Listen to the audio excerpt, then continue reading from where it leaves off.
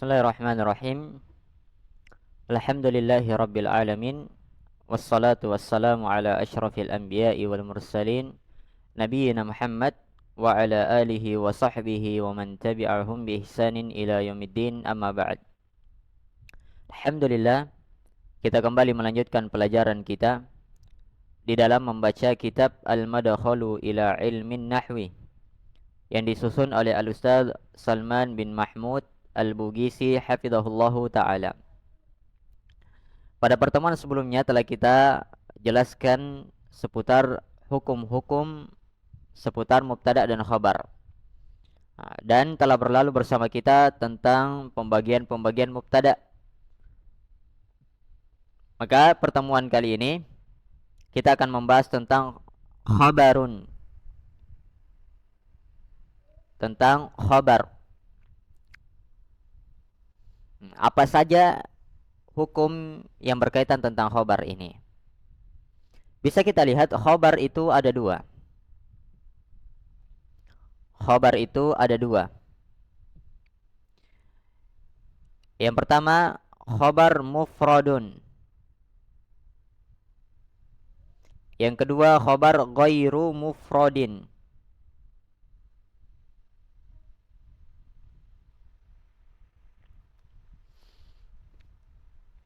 Khobar itu ada dua. Yang pertama adalah khobar yang mufrad.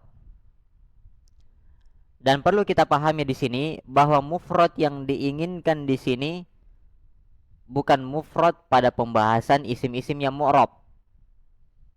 Karena telah berlalu bahwa mufrad di pembahasan isim yang mu'rab adalah apa yang bukan dua, bukan jamak, bukan minal asma'il khamsah dan seterusnya. Itu mufrad pada pembahasan al-asma'ul mu'rabat. Adapun mufrad pada pembahasan khobar adalah ma laisa jumlatan wala syabihan bil jumlah. Kita tulis ya, mungkin tidak ada di sini anunya. Baik. Mufrad pada pembahasan khobar adalah ma laisa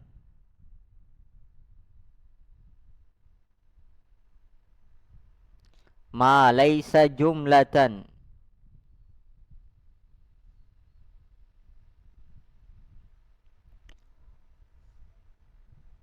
wala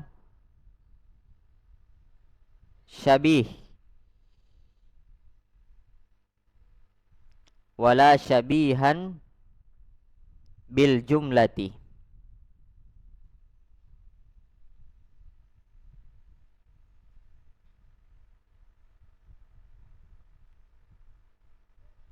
Baik. Jadi mufrad pada pembahasan khobar adalah apa yang bukan jumlah dan bukan pula sesuatu yang menyerupai jumlah. Itu nanti akan datang pembahasannya di pembagian khobar yang kedua. Jadi mufrad di sini tidak seperti mufrad pada pembahasan al-asmaul mu'rabat, isim-isim yang mu'rab. Sehingga kalau kita dapatkan contoh di sini, bisa di bawah bisa kita lihat contohnya. Misalun Muhammadun qa'imun. Muhammadun qa'imun. Qa'imun ini khabar. Jenis khabarnya apa? Jenis khabarnya mufrad. Karena dia bukan jumlah, bukan pula sesuatu yang menyerupai jumlah. Kemudian di bawahnya al-Muhammadani qa'imani. Dua Muhammad itu berdiri. Qa'imani sebagai khabar. Apa jenis khabarnya? Jenis khabarnya tetap mufrad. Karena dia bukan jumlah dan bukan sesuatu yang menyerupai jumlah. Sehingga dari satu sisi dia bukan mufrad, dari sisi yang lainnya dia mufrad. Dia bukan mufrad. Dari satu sisi dia mufrad, tapi di sisi yang lainnya dia bukan mufrad. Dari sisi khabarnya dia mufrad, tapi dari sisi bilangan katanya dia bukan mufrad karena dia isim mutsanna. Demikian pula seterusnya al-Muhammaduna qa'imuna khabar mufrad. Walaupun bentuknya jamak dan seterusnya. Baik. Sekarang apa yang dimaksud dengan jumlah dan apa yang dimaksud dengan sesuatu yang menyerupai jumlah? Sehingga kita bisa tentukan ini khabar mufrad karena dia bukan jumlah. Ini khabar mufrad karena bukan sesuatu yang menyerupai jumlah. Baik. Yang kedua, khabar terbagi menjadi dua. Khabar terbagi menjadi dua, mufrad dan ghairu mufrad. Yang kedua adalah bukan mufrad. Lawannya. Apa itu bukan mufrad? Bukan mufrad itu mencakup dua hal. Yang pertama syibhul jumlati, menyerupai jumlah. Yang kedua jumlatun. Yang kedua jumlah. Kita bahas dari kiri dulu ya. Yang pertama jumlah dan yang kedua syibhul jumlah, yang menyerupai jumlah. Berarti kalau khobar itu dalam bentuk jumlah, dia bukan mufrad. Dia bukan mufrad. Tidak seperti contoh yang sebelumnya, walaupun dia musanna, jama' ataupun banyak anunya bentuknya, tetap dia dihitung mufrad selama dia bukan jumlah dan syibhul jumlah. Sekarang apa itu jumlah? Jumlah terbagi menjadi dua. Jumlah terbagi menjadi dua. Yang pertama jumlah ismiyah. Yang kedua jumlah fi'liyah. Jumlah ismiyah dan jumlah fi'liyah. Sekarang apa itu jumlah ismiyah dan apa itu jumlah fi'liyah? Jumlah ismiyah adalah jumlah yang didahului oleh isim, atau jumlah yang tersusun terdiri dari mubtada dan khobar. Itu namanya jumlah ismiyah. Jumlah yang tersusun dari mubtada dan khobar namanya jumlah ismiyah. Maka di sana ada khobar. Ada khobar berbentuk jumlah ismiyah. Baik, contohnya bagaimana? Saya kita lihat contohnya Muhammadun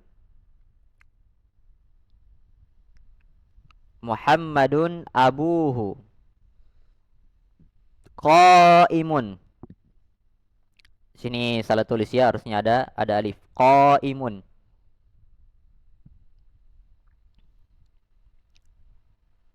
Muhammadun abuhu qaimun. Muhammadun ini sebagai mubtada karena jelas ya, datang di awal kalimat. Muhammadun sebagai mubtada. Abuhu, kemudian Muhammadun abuhu, Muhammad bapaknya. Abu dia juga mufrad atau dia juga marfu'. Tapi bisakah dia dikatakan sebagai khobar? Tidak, karena dia tidak datang sebagai apa? Sebagai khobar pada mubtada sebelumnya. Tidak menjelaskan, tidak mengkhabarkan bagaimana itu Muhammad. Muhammadun abuhu, Muhammad bapaknya. Ini belum sempurna. Artinya abuhu di sini bukan khabarnya. Bukan khabarnya. Kemudian setelahnya abuhu qaimun, Muhammadun abuhu qaimun, Muhammad bapaknya itu berdiri. Muhammad bapaknya itu berdiri. Baik. Maka tadi kalau kita katakan tadi abu bukan sebagai mubtada, bukan sebagai apa? Khabar. Kalau begitu kenapa dia bisa marfu'? Kalau kita lihat lagi sebagai fa'il, jelas bukan, tidak ada fi'il. Kalau kita lihat sebagai naibul fa'il, bukan juga karena tidak ada fi'il sebelumnya. Maka di sini bisa kita perhatikan terkadang mubtada itu dalam satu kalimat bisa satu, bisa dua, dan bisa lebih.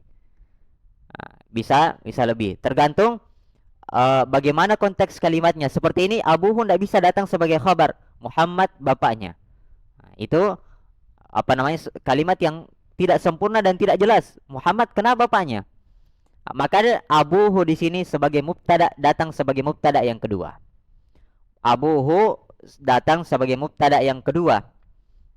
Kemudian qaimun berdiri. Qaimun datang sebagai khabar. Pertanyaannya tadi ada dua mubtada. Qaimun dia khabar dari mana? Bisa kita lihat Muhammadun abuhu qaimun. Muhammad bapaknya berdiri. Dari segi makna yang berdiri siapa? Yang berdiri bapaknya. Berarti qaimun khabar dari kata abu, bukan khabar dari kata Muhammadun. bukan khobar dari kata Muhammadun. Nah, sehingga tidak sehingga di sini belum ada khobar dari mubtada yang pertama yaitu Muhammad. Mana mubtada'nya? Mubtada'nya adalah jumlah ismiyah. Mubtada'nya adalah jumlah ismiyah, yakni jumlah ini. Antara mubtada kedua dengan khobar yang kedua itu jumlah ismiyah, dan jumlah ismiyahnya apa? Adalah khobar dari mubtada yang pertama. Jadi susunan kata ini adalah khobar dari mubtada yang pertama. Taib. Kemudian yang kedua, jumlah yang kedua adalah fi'liyah, jumlah fi'liyah. Jumlah fi'liyah atau jumlah yang didahului oleh fi'il. Biasanya tersusun dari fi'il dan fa'il.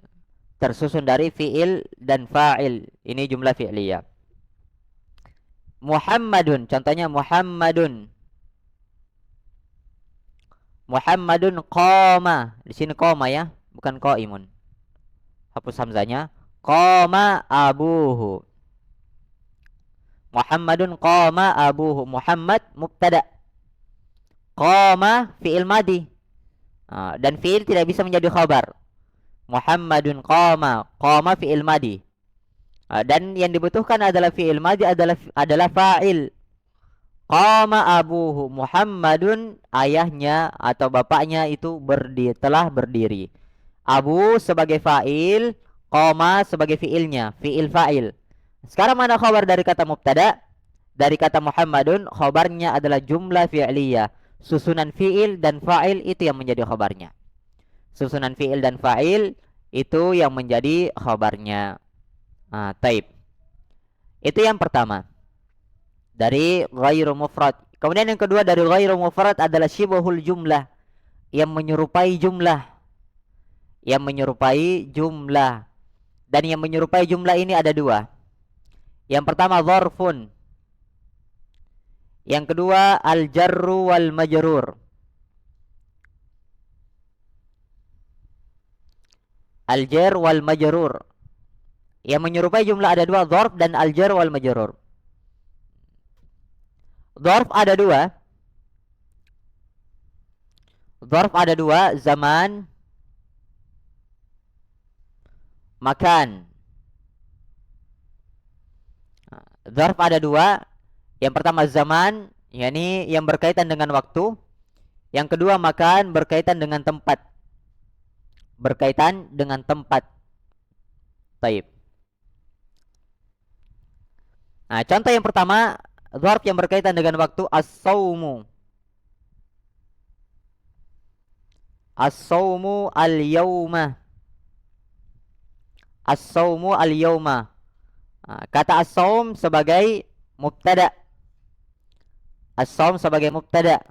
Sekarang mana khabarnya?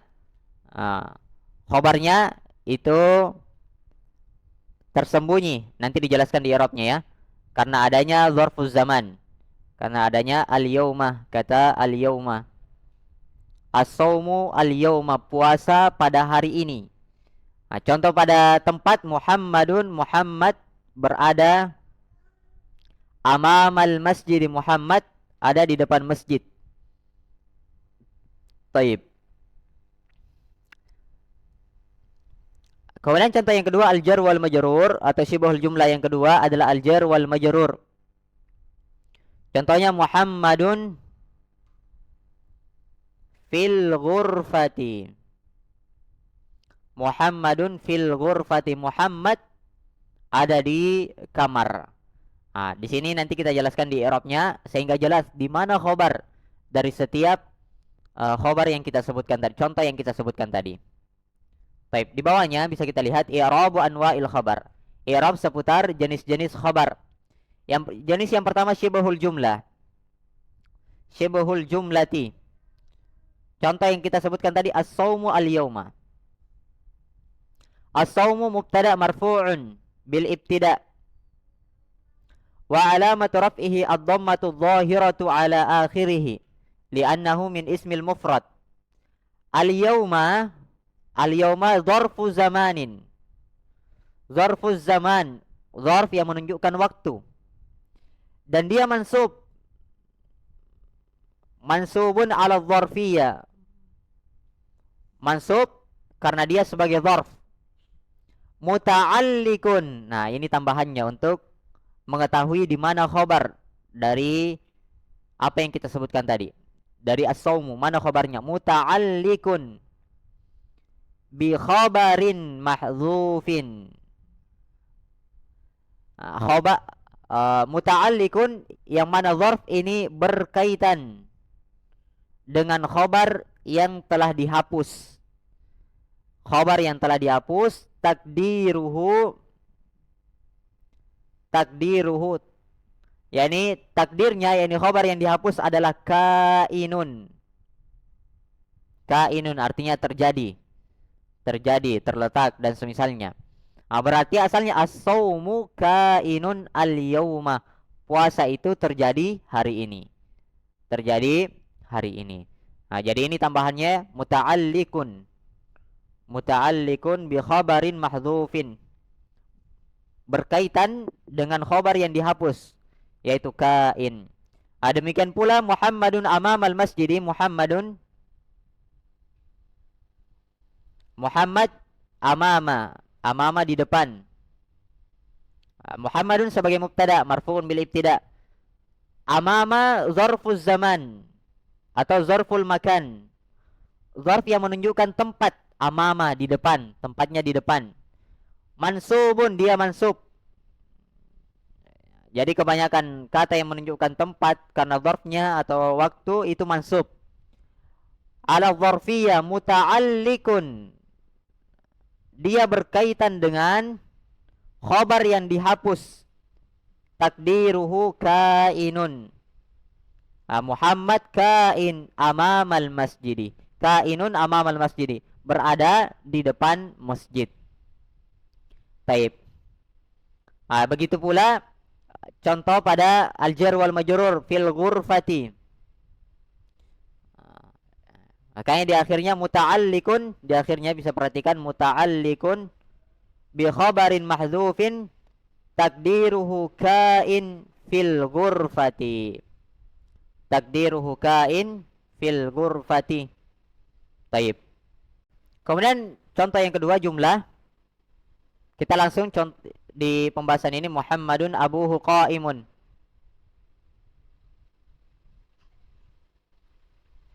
Muhammadun abuhu qaimun. Muhammad bapaknya berdiri. Muhammad mubtada. Dia sebagai mubtada marfu wa alamat rafi ad-dhammah dan seterusnya. Abu di sini sebagai mubtada tsanin, mubtada yang kedua. Mubtada yang kedua walamat rafihi al-waw niyabatan anid-dhammah li'annahu minal asma'il khamsati. Sini salah ya, harusnya asma'il. Isim-isim yang 5. Al-asma'il khamsati. Abu wa huwa mudhaf. Baik. Qaimun, dia khabar mubtada dari mubtada yang kedua, marfu'. Setelah kita sebutkan daripada i'rabnya, di akhirnya kita tambahkan wal jumlatul ismiyah minal mubtada tsanin wa khabaruhu, dan jumlah isim dari mubtada yang kedua dan khabarnya, yakni abuhu qaimun fi mahalli raf'in, menduduki kedudukan khabar mubtada yang pertama. Menduduki kedudukan khabar mubtada yang pertama. Taib. Demikian pula contoh yang berikutnya wal jumlatul fi'liyah. Kalau dia jumlah fi'liyah maka ditambahkan wal jumlatul fi'liyah minal fi'li wal fa'il fi mahalli raf'in khabaril mubtada. Menduduki kedudukan khabarnya mubtada. Taib. Selesai pada pembahasan mubtada dan khabar. Insyaallah kita akan lanjutkan di pertemuan berikutnya. Subhanakallahumma bihamdik asyhadu an la ilaha illa anta astaghfiruka wa atubu ilaik.